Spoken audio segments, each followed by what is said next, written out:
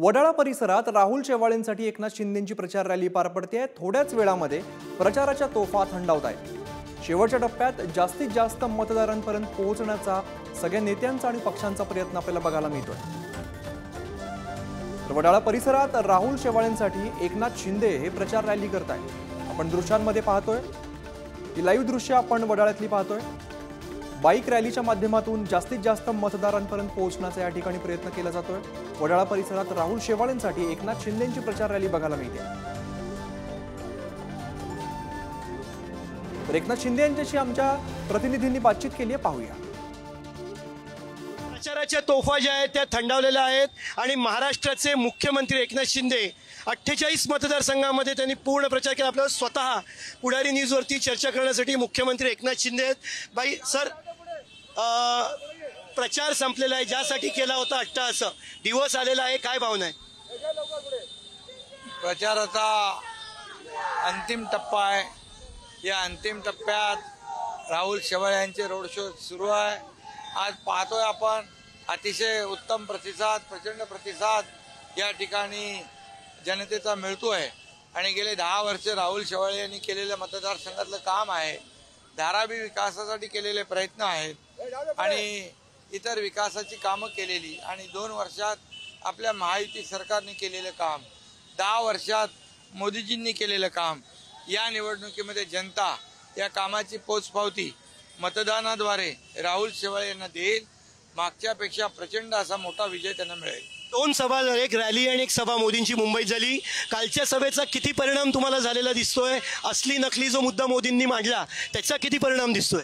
मोदीजींना पाहायला ऐकायला हजारो लाखो लोक उत्सुक असतात आणि मुंबईमध्ये त्यांची सभा झाल्यामुळे त्याच्या अगोदर मुंबईतला रोड शो मी पाहिला, ते लोकांचे काय म्हणजे त्यांच्याबद्दल ज्या भावना पाहायला मिळाल्या, जे अट्रॅक्शन लोकांमध्ये मोदीजींच्या बद्दल आहे ते पाहायला मिळालं आणि सभेमुळे मुंबईतले 6च्या 6 जागा या ठिकाणी आम्ही जिंकलो। बीकेसीच्या सभेचा काय परिणाम दिसतोय?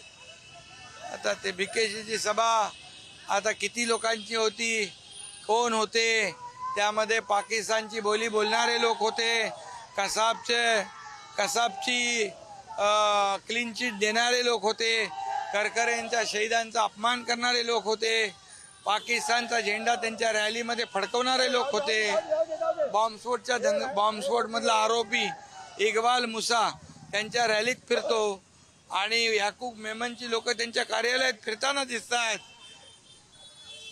हे पहिल्यांदा चित्र पाहतोय आणि त्यामुळे या मुंबईतली जनता सुज्ञ आहे आणि या निवडणुकीमध्ये ही बाळासाहेबांची मुंबई आहे, ही मुंबई महाराष्ट्राची आर्थिक राजधानी आहे आणि मुंबई सुरक्षित ठेवण्याचं काम मोदीजींनी केलंय।